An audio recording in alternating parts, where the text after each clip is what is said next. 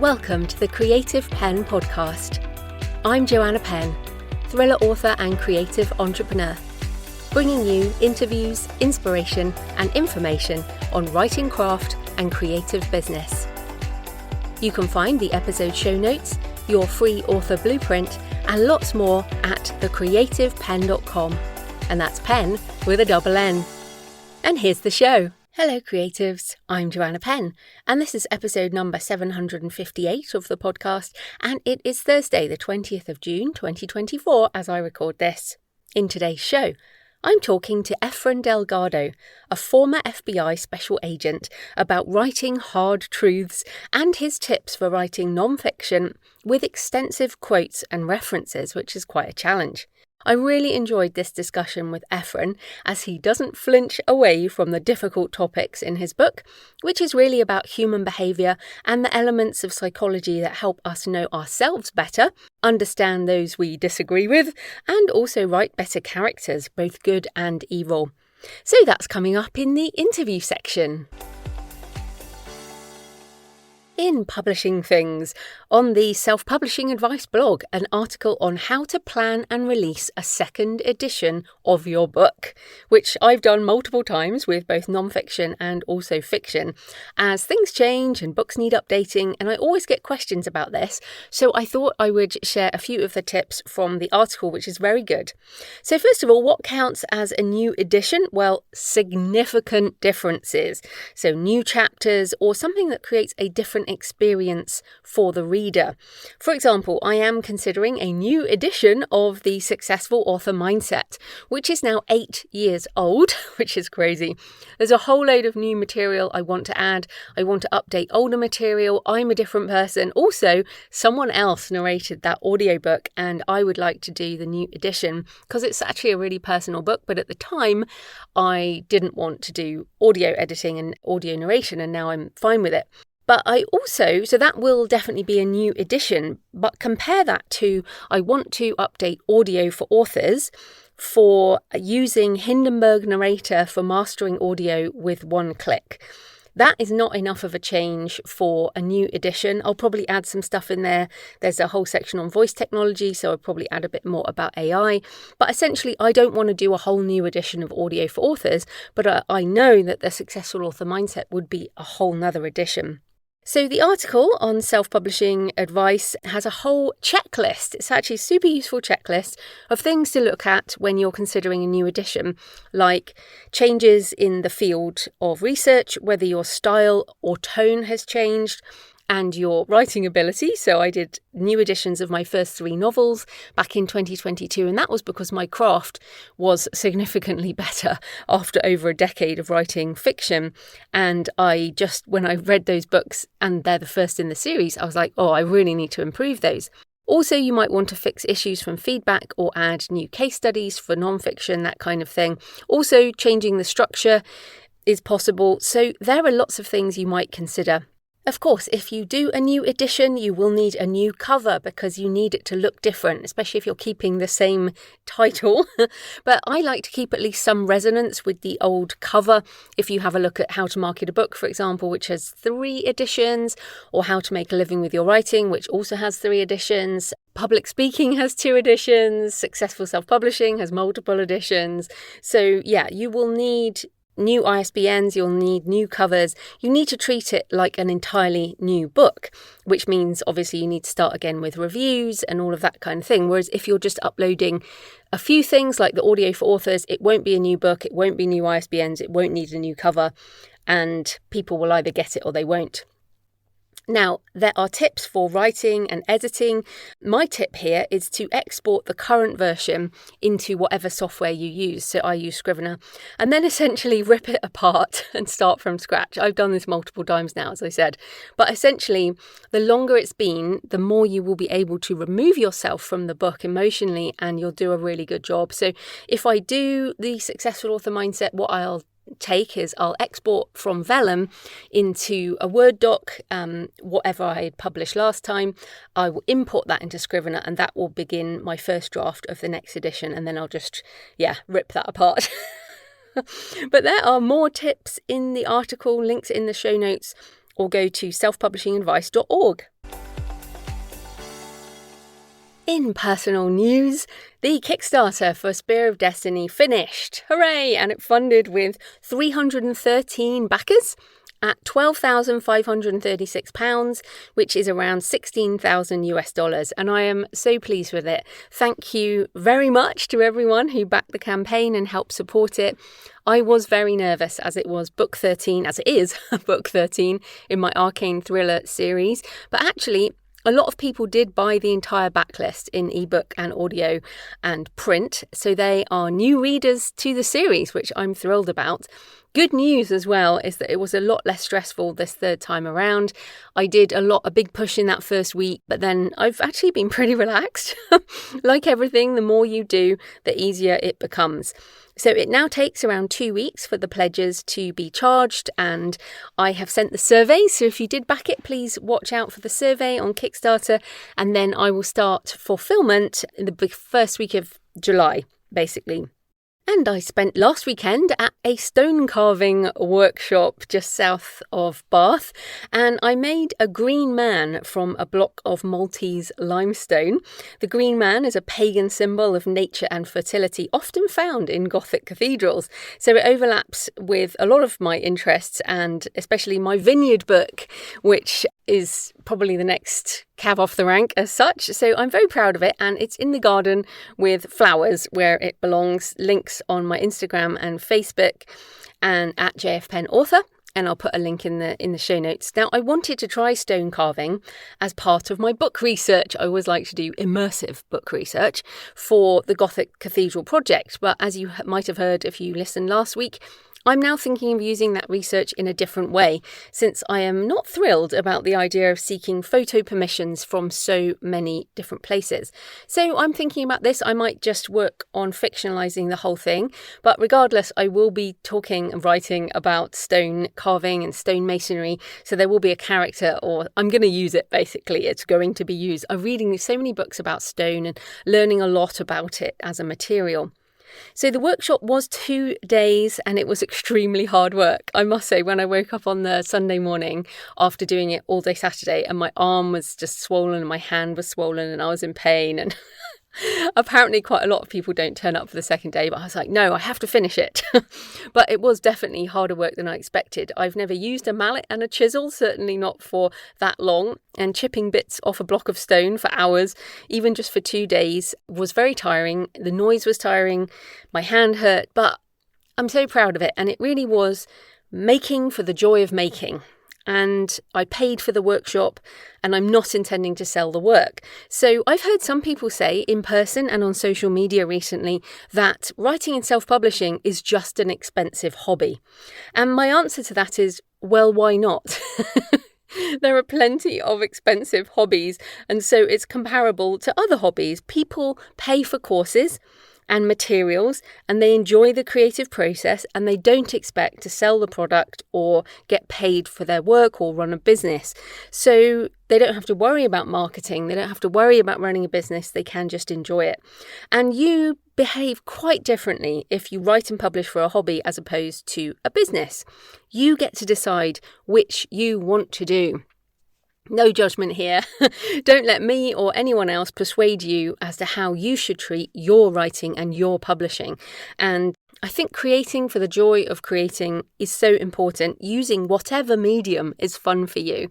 And if that's not writing for you right now, well, maybe try something else. And I do think that it's so good to go do something that's out of your comfort zone creatively as well. It definitely pushes us. Also, I guess back to my writing, because this is a business for me. De-Extinction of the Nephilim, a short story, is now out on my store, jfpennbooks.com, and it's on pre-order for the 1st of July 2024 everywhere else. In one early review, JG says, J.F. Penn has expertly woven themes of theology, archaeology and science fiction together in this thought-provoking thriller that left my imagination running wild. Thanks, JG. I'll just read you the sales description.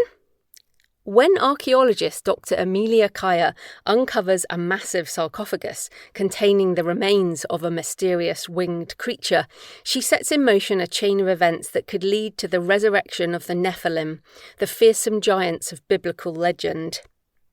Desperate to unlock the secrets hidden within the ancient bones, Emilia enlists the help of geneticist Dr. Alex Novak, who races to decode the DNA that could confirm the existence of these beings. But their curiosity leads them into the centre of a shadowy conflict over the power to redefine life itself, one that risks unleashing an unstoppable force.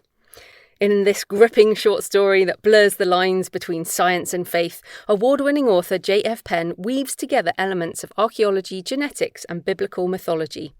De-extinction of the Nephilim will leave you questioning the nature of humanity and the consequences of playing God. Da da da. And once again, Claude wrote the sales description. I do love Claude for writing sales descriptions. I mean, this is what's so funny. I'm quite happy to write thousands and thousands and thousands of words, but having to write, a couple of hundred words as a sales description is still super, super hard. So there you go. Anyway, De-Extinction of the Nephilim, out now on jfpennbooks.com or available everywhere from the 1st of July. And I narrated the audiobook, which is about an hour long. So it is a longer short story, but not quite a novella. So thanks for all your emails and comments and photos this week. Margaret says, I'm listening to your latest podcast episode from my laundry room. My cat Boots likes to jump into the warm dryer. Very cute picture of black and white Boots in the dryer. Beth said, I listen to you on my Monday morning walks. Here are some pictures of the view from Burnaby, basically a suburb of Vancouver in Canada. Lovely area with hills in the distance and a sunrise. Thank you, Beth. And Kirsten sent a picture of a chest of drawers she had made. She said, you did an amazing job with your stone carving. I'm impressed. I visited a carpenter workshop and after the first evening, I didn't want to come back as I was totally overwhelmed. But we helped each other and at the end, I was very happy and a lot of real experience writing the scene in romance. So I think Kirsten's going to be using that carpentry romance. Yeah, that's definitely a thing. But I also think this is true in terms of if you're writing a book for the first time, it can be totally overwhelming. But that's when doing a class or working with other authors can really help.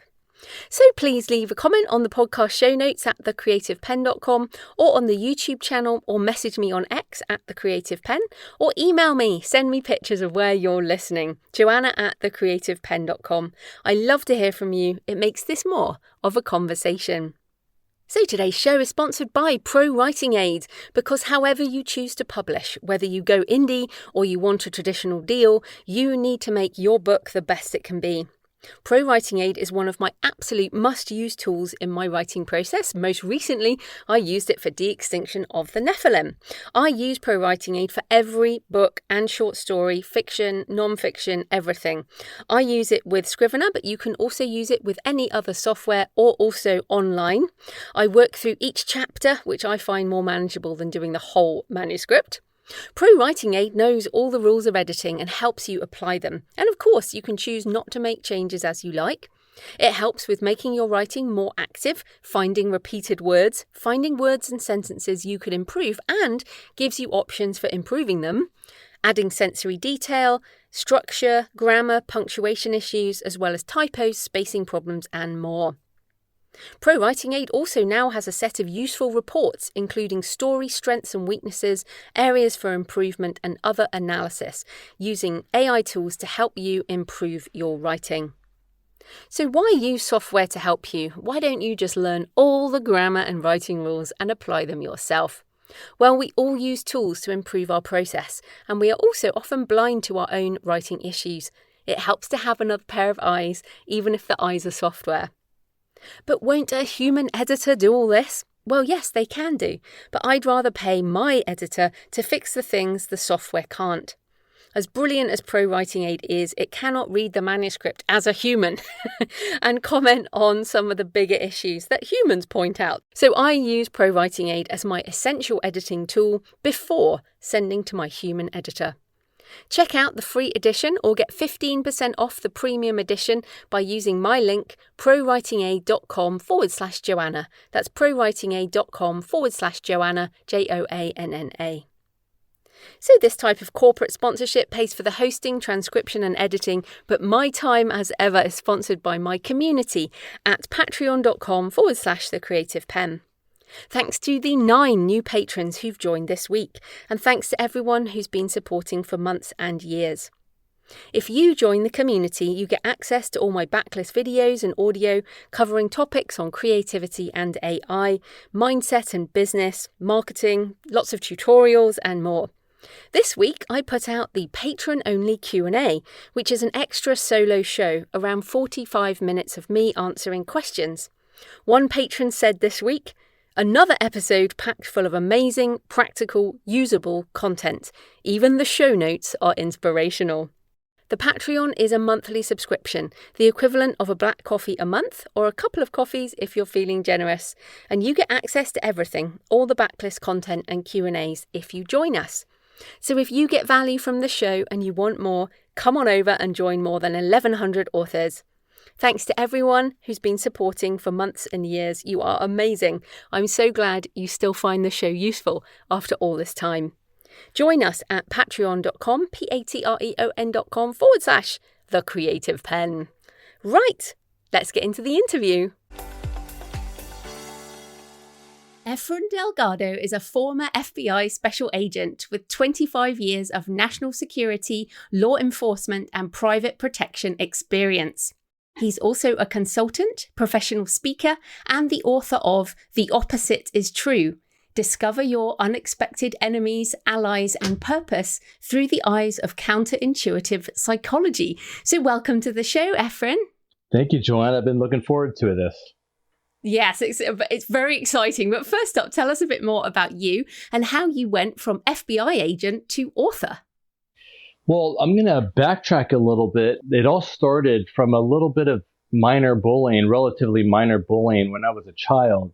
And that planted a basic seed in me, just asking, why would people choose to be mean when they could simply be nice? And if you think about that question, it's the fundamental question of psychology. Why do people do what they do? But more specifically, why do bad people do what they do? And as a child, I had no idea I had legitimate interest. So that seed was there. But it did also inspire me to want to protect others if I ever could. And as I grew up throughout school and university, I developed my interest in psychology and accidentally my interest in criminology. And I decided to pursue a career in protecting people. And I simply thought the best vehicle for that was the FBI. And so I joined the FBI. I implemented my purpose, you could say, in protecting people in the National Security Division of the FBI and later the Criminal Division, what most people think of when they think of the FBI. And then later in the private sector, protecting people as a bodyguard, a threat assessment consultant, and currently as a writer, author, speaker, just trying to express the observations I've made to help encourage the quote unquote good guys, your audience, my reader, that they were actually stronger than the bad guys. They are not chihuahuas barking at the doorbell, presenting this large presentation of how scary they are. Good guys actually have the courage to be vulnerable, to be humble, to be kind. And that's the main message I want to come across. And that's what brought me to the FBI and brought me to you today. Yeah, and I love the book. We're going to get into it in a minute, but I'm fascinated. So you were bullied and you became a protector. But obviously a lot of people listening are fiction writers. And so often when we think about writing antagonists, sometimes they may have been bullied and turn into bullies. Sometimes people who are abused become abusers, whereas some people who are abused become protectors. So just with all your knowledge of psychology and also criminal behavior, how do you think people become the protector instead of the bully in a situation where you came from? When does it go one way, not the other? So I love this question, not only as a protector, but also as an author. And the best antagonists, the best protagonists, as you know, have elements of both. It's just not one or the other. So in the writing world, you'll have an antagonist who's this evil villain, but you have these pet the dog moments. And that's showing their humanity, their motive. Their belief might not be that they're actually evil. They actually might think they're doing good. They're just misguided. And then the opposite is true with the good guys. The most interesting protagonists or characters in general have some dichotomy there too. They're not saints, but they show some human vulnerability. So I've seen that in the real world too. And the answer is not as complicated as it seems. The trend, the pattern I've noticed all of my life, and particularly in the criminal world, is good guys are more selfless and the bad guys are more selfish. And there's a reason for both of those. The chihuahuas bark at the doorbell, like the analogy I was giving you before, not because they're brave and courageous, but they're so scared of whatever's on the other side will actually see their weaknesses. So they selfishly attack, project, and they're very loud so that nobody dares see what's on their inside. And on the other side, the good people expose themselves to their weaknesses, their imperfections, their mortality. That takes courage. That takes risk of being judged, risk of being ridiculed, risk of exposing your humanity. And that's all bravery. And the antagonists are jealous of that bravery. They have that envy. And what do people do when they're envious and jealous? They hate. What do you do with things you hate? You attack. And that creates your villain. Yeah, there's loads in your book that people can mine for their fiction. Absolutely. And of course, I did psychology as well at various levels in my career. And so I loved reading all the psychology stuff. But you did mention then that good people expose themselves. And that brought me to a quote in your book. So this is from the book. Most people should not know everything about you. That is privileged information that should be held by the special ones who have earned your trust. I found this really interesting dichotomy in the book between this boundaries and keeping things close to you, don't give too much away, but also, like you just said, good people expose themselves, they are authentic, and you're having to put yourself out there, you're talking about things you've done. So how can we balance these things, and how are you balancing these things? I just think it's really important to acknowledge that if you're human, you're mortal, you have flaws, you have weaknesses, you have insecurities, you have failures. That's what makes us human. And instead of shrinking away from all of those imperfections, we should kind of embrace our humanity. And even though it's difficult to do, anything worthwhile is difficult. So part of that is kind of acknowledging the concept that I talk about, that oil and water, emotion and logic don't mix. So these insecurities are coming from an emotional place. So simply acknowledging our imperfections and other people's imperfections, you have to be careful about who you trust with those insecurities and your secrets and your goals, your ambitions, because it's very easy for the naysayers, the negative Nancy's of the world, to tear you down and pull you off your path, or at least distract you from your path. So I suggest to your audience, to my readers, to be truly dispassionate when you're assessing your associates, your family members, your friends, your colleagues, and be objective.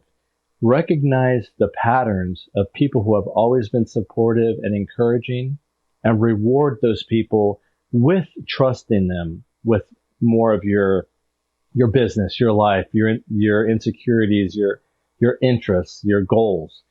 And the same is true. Don't be in denial about people who should be your allies but are not, simply because they're blood, or you've known them for 30 years, or you've done business deals with them. If your gut is telling you they're not truly your allies, listen to that. Because the last thing people need is to, it's hard enough to seek your purpose and climb your mountain to reach your summit. And you don't need to invite other people to pull you down. So I just ask everybody to be truly objective and discerning about who their true wolf pack is. And sometimes you just have to fly alone like an eagle. Well, just some practicalities, though, again, with your background and a lot of the details you've included in the book, which, as you put in the sort of beginning, you have had to run past the FBI. You haven't shared anything you couldn't share, but you do really put stuff out there that gives away a lot about you. And I imagine there are people out there who might have some issues with you.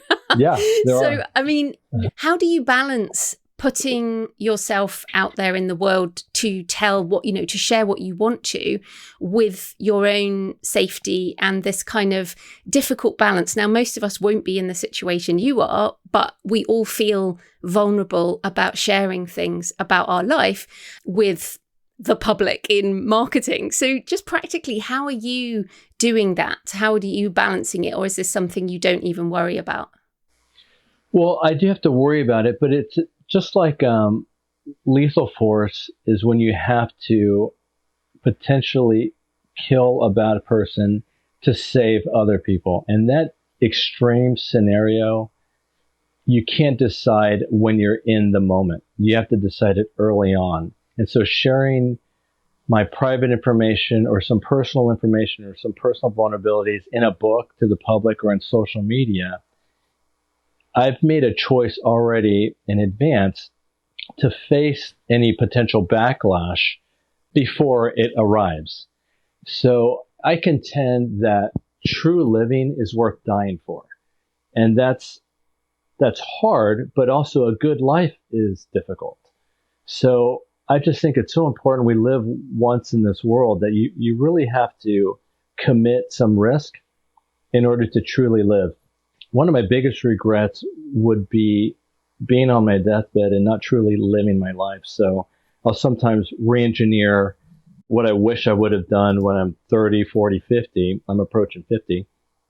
And just go out and do that. I just mentally time travel and try to do those things. And this book is a classic example of it, or doing an interview with you is a classic example where I'm putting it all out there, anything that's truly beneficial to other people, and facing the backlash. It's just like any critic, the true critics, there's different motives for being a critic. So if somebody's criticizing your book, your writings, your podcast, you have to know what their motive is. And if they haven't accomplished much, then their motive is probably just a negative Nancy kind of motive, trying to tear people down who are risking entrepreneurship and living life.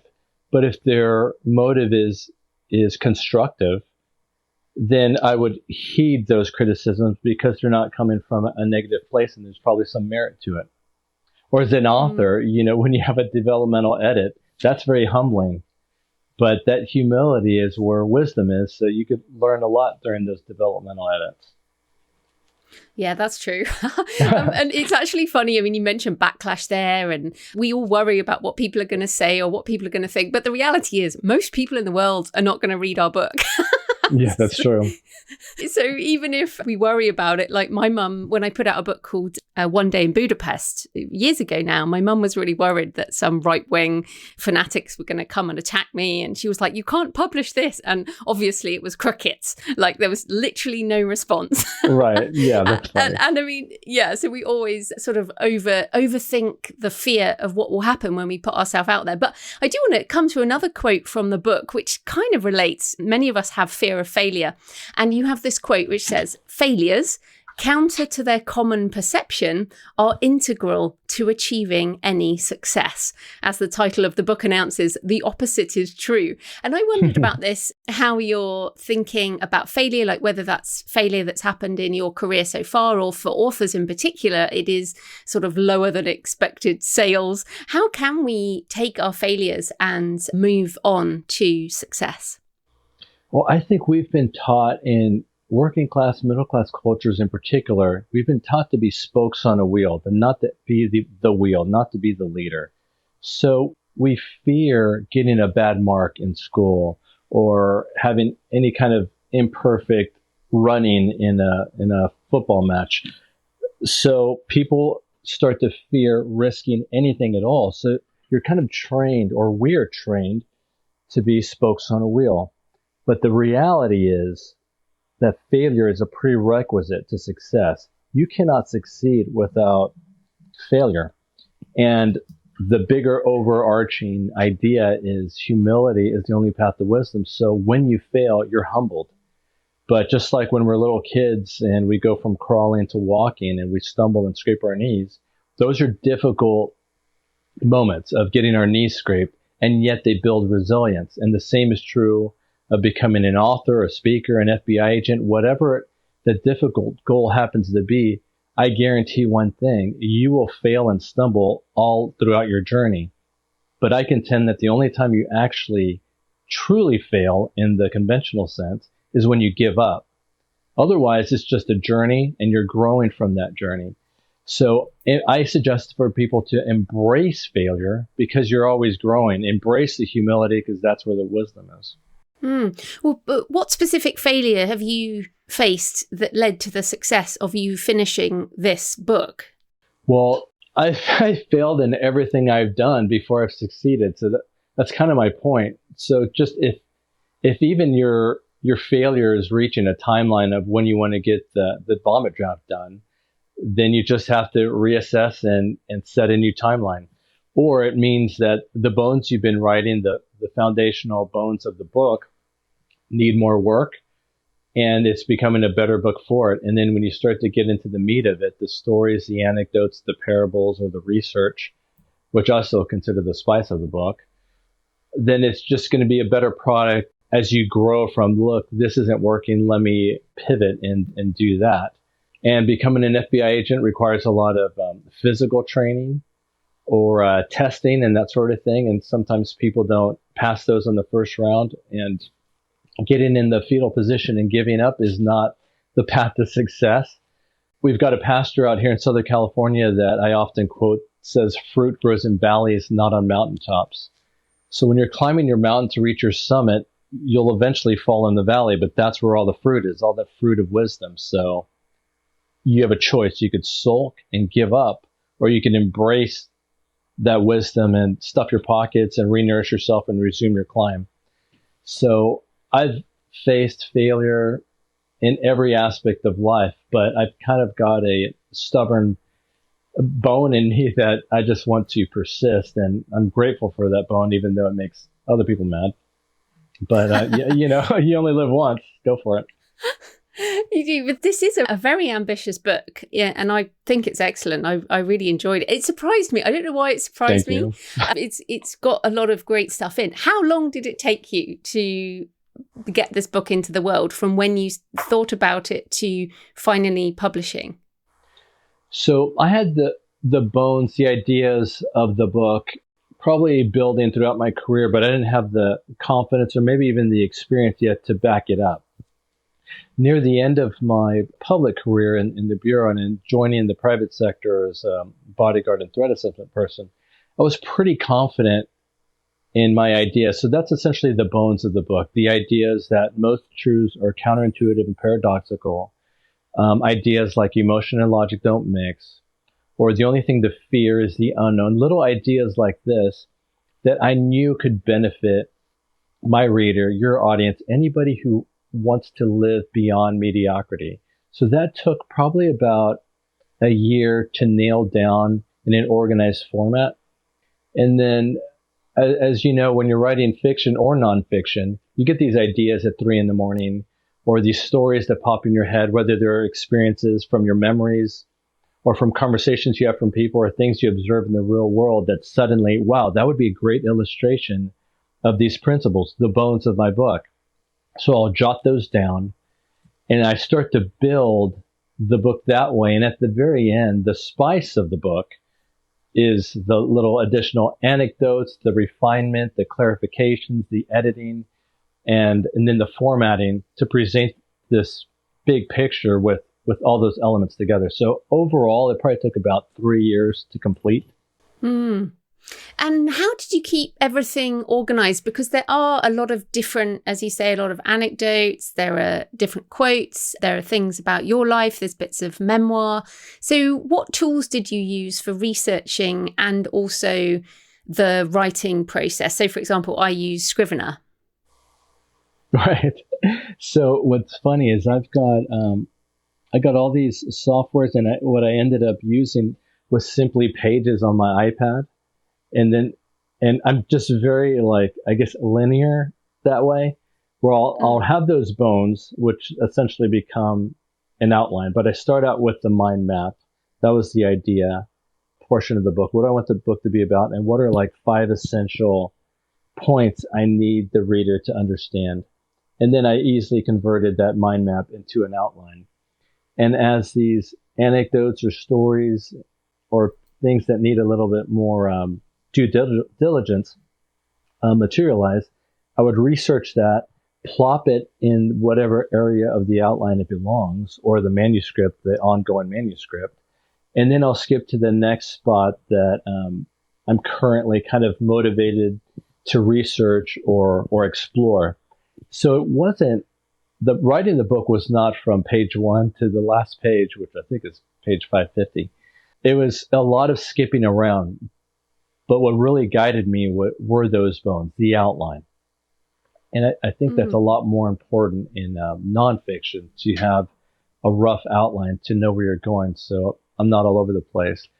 I on purpose divided the first half of the book to be kind of, I named it Volume 1 Foundations, and the second half Implementations, because the first half covers a lot of those foundational issues that you just have to get out of the way.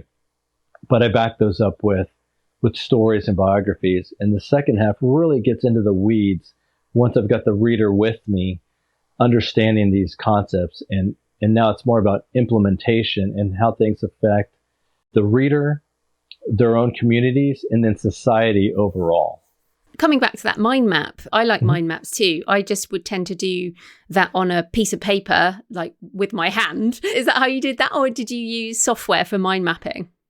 No, the mind map was a pen to paper, one page kind of thing, because I knew the book I wanted to write.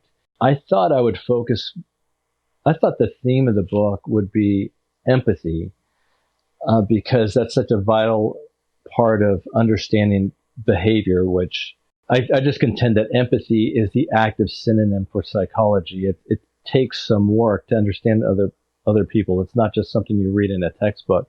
But as I wrote the book, I almost started discovering the patterns of these counterintuitive truths, and that kind of took over the role of pointing out these truths to encourage the reader that these truths are on their side, that the good guys actually have a lot of benefits over the bad guys, even though on the surface it appears that the bad guys are always winning these little battles. Yeah, and then I'm sorry to ask you all these technical questions, but I know mind. how hard it is to write nonfiction. And for people listening who are writing nonfiction, these are really important questions. So as I said, you have a lot of quotes, you have citations. The book is really rich for all of those, but I know how hard it is to wrangle it. And if you were just doing it in pages, I'm like, it sounds crazy. So how did you make sure to not plagiarize, make sure all of your quotes had proper quote marks? And did you get fact checking, or how did you manage those citations and quotes? Yeah, that's a great question. So as I was illustrating the book with parable stories, I'd focus on a certain section that needed further illustration or research. And I would dive deep to look for things that are, first of all, interesting. I had two principles for writing the book in general. One was reader first, and two, not boring. So part of that mindset of whether I'm writing a fiction or nonfiction, everything has to benefit the reader, and number two, it can't be boring. So as I'm researching the points I'm trying to convey, I want them to be corroborated. That's the education part, but also to be interesting. So these emotional stories about reality or parables or whatever it may be, that's what I kind of honed in on to really illustrate my points and entertain the reader. So when I finally got to that, I implemented stories, quotes, anything that could serve that purpose. And I could only do so much to make sure those are truthful. So then I hired a company of fact checkers. I can't believe they love doing this because it's such tedious work, but they fact checked my quotes, my stories, that sort of thing. And then they created, I think it's roughly a 30-page bibliography at the further back of the book. But I did not do most of that work. I did what I could in the beginning, and then I passed on everything I could for them to corroborate it. That's great. Would you recommend that company? Give their name? Because I know people are like, oh, what's that? Absolutely, I would. It was Book Launchers is an independent publishing company that allow you to keep 100% of your IP, your intellectual property. And in their company, Julie Broad's the owner, and I've become friends with her. but she has people who are professional developmental editors, copy editors, formatters, everything you could think of under the sun that could really get the book, I guess, to a professional level that a traditional publisher would provide. Yeah, so that is partnership publishing. That's what we call partnership publishing. It's great that you've been happy with that, because some people have difficult experiences, but it sounds like you had a very good one. I did. And frankly, most of the companies I researched, I wasn't very impressed with. I got a very salesy vibe from them, and that's kind of a turnoff for me and probably most people. But my favorite trait from book launches was, frankly, their authenticity, particularly from the founder, Julie Broad. Oh, that's great.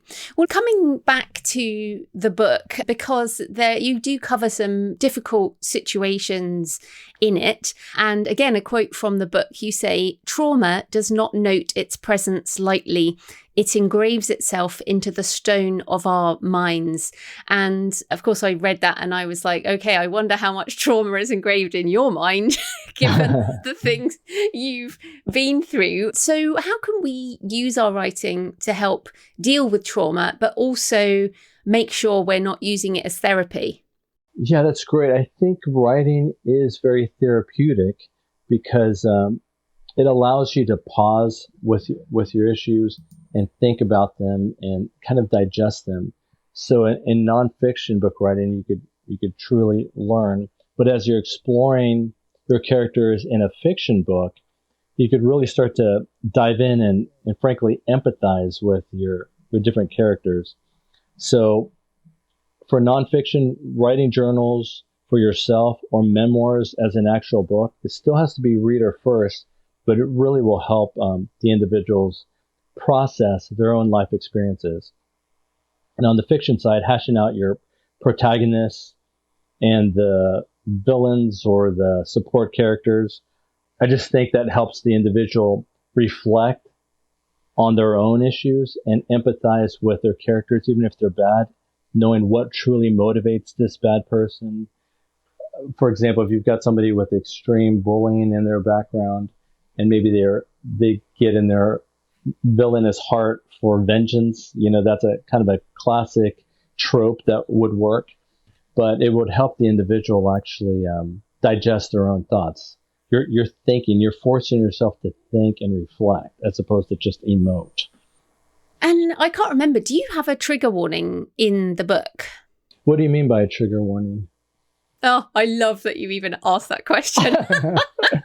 Okay, so I guess in the last few years, we've seen authors told to include at the beginning of a book, it might be a novel, it might be a nonfiction book, this might include things that will upset you or offend you, or will, I don't know, if you're claustrophobic, it might make you feel claustrophobic. If you have been through trauma, it might trigger that. Now, I'm not saying your book does that. No. It didn't trigger me, but it's something that's become sort of trendy in case you upset people. So what do you think about that then? Well, I think that's fine, but those people are not my reader who need a trigger warning. So I dedicate my book, I love my family and my wife and all of that, but I don't do the traditional dedication to my wife or my parents or to a best friend. I dedicate my book to those who want to live beyond mediocrity. And anybody who really wants to live a great, fantastic life has to face a lot of uncomfortable truths about reality. But the benefit to that is just like exercise. The more you do it, the better you get at it. So when you stop relying on denial for comfort or seeking comfort in everything, you start embracing the difficulty of accomplishing things. And you get good at it. You literally get in shape for it. Just like tearing muscle for increased strength, you're getting better with resilience of facing a lot of uncomfortable truths. And as somebody from a criminology background, a lot of those uncomfortable truths are bad guys exist, criminals exist, bad people exist. And there are some not so nice people in your own family, your own bloodline, or your own quote unquote friendship circles that are not good for you. So the proactive, deliberate acceptance of that suggests you should create boundaries for that. but not at the extent of denying it. So a trigger warning for me is almost the antithesis of what my book is all about. It's almost like somebody who doesn't want to face reality, or I guess maybe they just want to know if they're not my reader. But as I put literally twice in my book, if you are not appreciating some of the truths I'm laying out in my book, you would have thrown it across the room by now. And I'm talking to the reader in case they are not my reader. So that also encourages the person who progresses in my book to know they are my reader and that they're willing to face some of these uncomfortable truths that I promise at the end will give you a lot of benefits. I agree. I don't like trigger warnings. I think you should be able to communicate what's in the book by the cover, by the description, and people should know whether or not this is something they want to read. So, for example, if you don't like horror, don't pick up a horror book. Right. And if you don't want to know what humans are like, don't pick up a book like yours. Right, exactly. And pretty quickly, I think, from not just from the covers, but, from the early on parts of the book, the first chapter, if something's for you or not. And there's nothing wrong with closing a book and putting it down or turning off the television or the radio. It's just a choice. I'm a big proponent of freedom, free will. So people could not like something and just turn it off, or they should be allowed to have the opportunity to engage in something. Well, on that freedom then, and that you worked with a partnership publisher, why did you choose to go the independent author route when, with your background and experience, I imagine you could have pitched a traditional publishing deal? Frankly, I just think that in the modern time, it's a lot easier to independently publish professionally than it used to be. And I also, the whole spirit of my purpose in protecting people from tyrants and encouraging people who have more difficulty protecting themselves from others. It's almost like the big traditional publishing industry takes advantage of a lot of potentially great authors. And if they do give them a deal, they keep a lot of the IP or a lot of the profits. And I just frankly resent that. So in this day and age, I would encourage people to publish independently. I'm not criticizing the traditional publishers because they have to make money, but in this day and age that we have, the internet, we have so many great podcasts like yours and YouTube trainings. People can really grow independently, and I'm a big fan of just independence for an individual and for society, because a strong, independent person could help other people on their own. They don't have to be forced to do it. So I'm just very much of a freedom kind of person and independence kind of person. And so in my mind, I had no choice but to publish independently. Yeah, it's interesting. But then coming back to facing uncomfortable truths, which I think you talked about in a different context, but as indie authors, we do have to face those things. So you've now been doing this a while. What are some of the uncomfortable truths that indie authors really need to face in the industry? What are things that we might need to tackle? Yeah, I think one of the most fundamental ones, especially for a newer author, is to realize your book is not for everybody. In fact, it's not for most people, but you shouldn't be disappointed about that. That should not be your goal. You want to reach your particular audience. Somebody who's interested in history of battles or wars is not interested in basket weaving techniques, and vice versa. So if somebody is not interested in human behavior or a lot of these uncomfortable realities about the bad guys make them squirm and they'd rather just enjoy cookbooks or whatever, there's nothing wrong with that either, but they should not read my book because they will be triggered. So I just think that's one of the most important things, of facing the reality that most people don't want are not, your book is not for everybody. The other thing is you're going to face a difficulty for anything worthwhile, and just stay the course and persist, because you'll grow a lot as you write the book. The idea you have for your book when you start it definitely evolves into what your book is meant to be. And I just think a good guideline for that, or guidelines, is what I wrote on a little sticky and stuck to my iPad, and it's still there. It's just, remember, it's number one, reader first, and number two, don't let it be boring. And the way to implement the not be boring part is educational value in an entertaining or emotional way. Emotion is what engages people, whether it's fiction or nonfiction.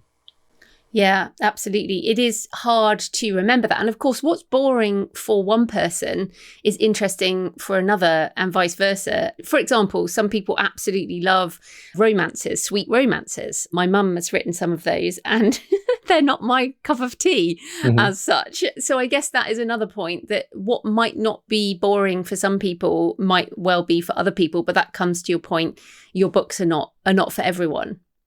Right. Yeah.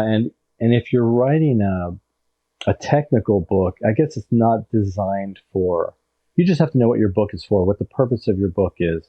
Because if you're writing a book about computer software, it's going to be very difficult to engage the emotions. But that reader is not interested in emotions. They want to know the technical things.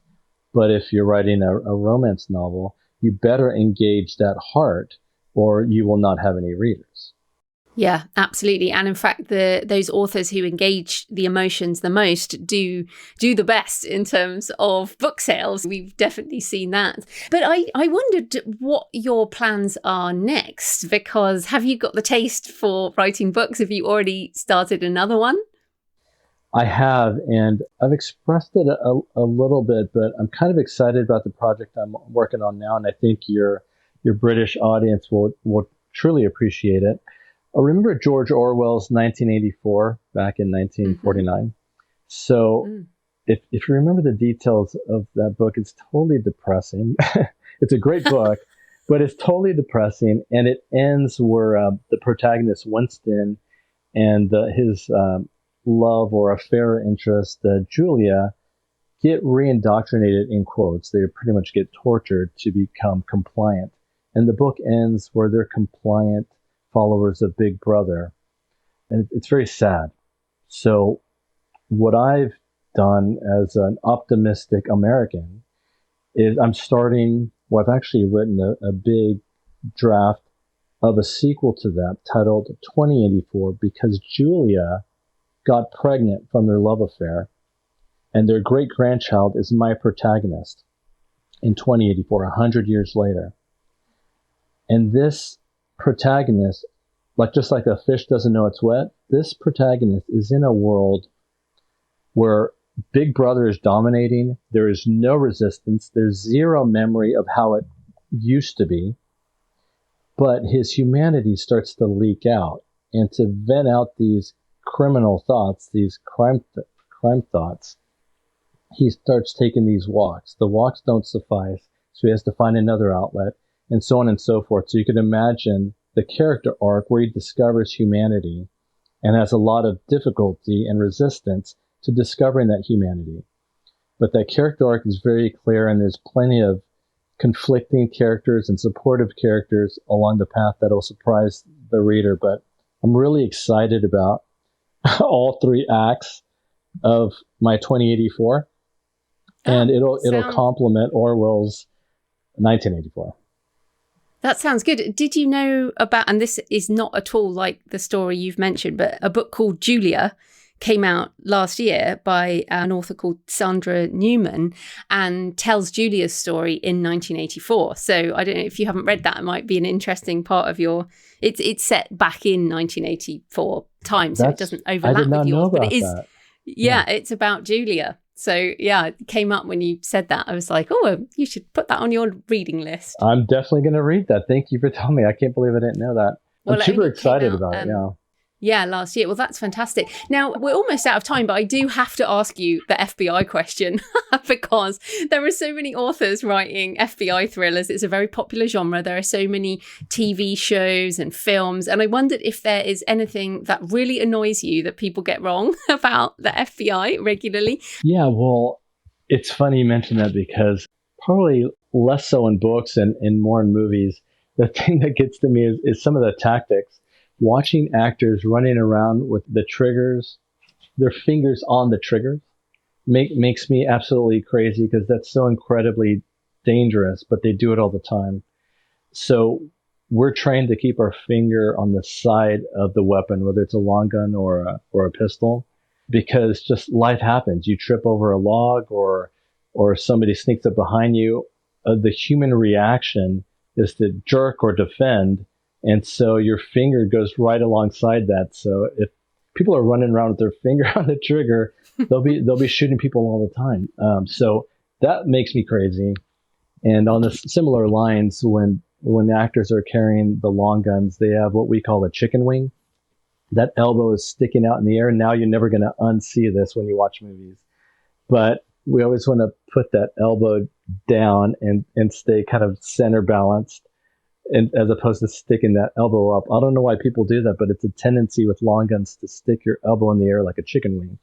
So it's not so serious, but those things drive me nuts. More on the serious side, movies and books both always make it seem like the FBI and local police are enemies and in competition, when frankly the opposite is true. The most professional detectives and police officers work alongside the most professional FBI agents like partners. So the FBI can't get much done without their local partners. So we actually partner up very well. And there's a lot of resources and overarching reach that the FBI has that local police don't have, where it develops a great partnership. So I'm a huge proponent of task forces. It's different agencies, local or federal, working together for one common mission. And that kind of complements my idea on life in general, not just combating crime or terrorism, but just people working together, complementing their own resources, their own ideas, and being mission-oriented, like a North Star, as opposed to ego-oriented, where not a lot gets done and there's a lot of bickering and squabbling. And do you have any recommended resources that authors can go to? Yeah, I'm not too familiar with a lot of quality FBI books because, frankly, I don't read a lot of FBI books because I've done it. It doesn't interest me so much. But the Michael Connelly books really do a good job of showing the police officer's life. He does a lot of research with how cops in LA are. I think there's a lot of accuracy there. And then once he has those founding cultural principles down, then he branches off into creative storytelling that maybe aren't so true, but they're entertaining, which is the whole point of fiction. So Michael Connelly's books are great for police work in general. And frankly, not to hoot my own horn, but my book would be excellent for not just understanding some FBI thought processes, but understanding criminals in general.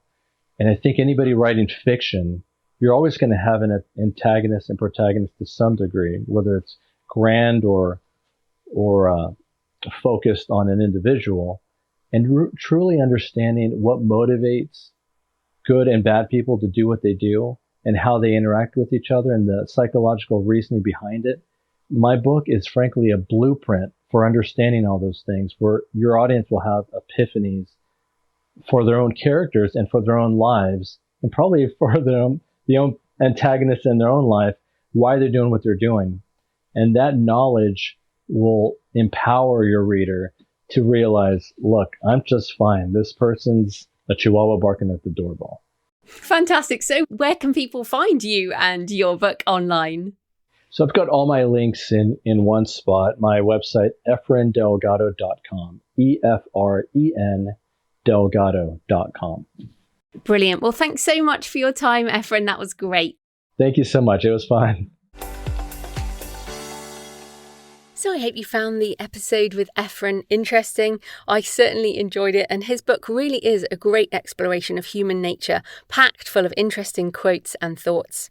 As ever, I love to hear from you. Let me know what you think. Please leave a comment on the show notes at thecreativepenn.com or on the YouTube channel, or message me on X at thecreativepenn, or email me, joanna@thecreativepenn.com.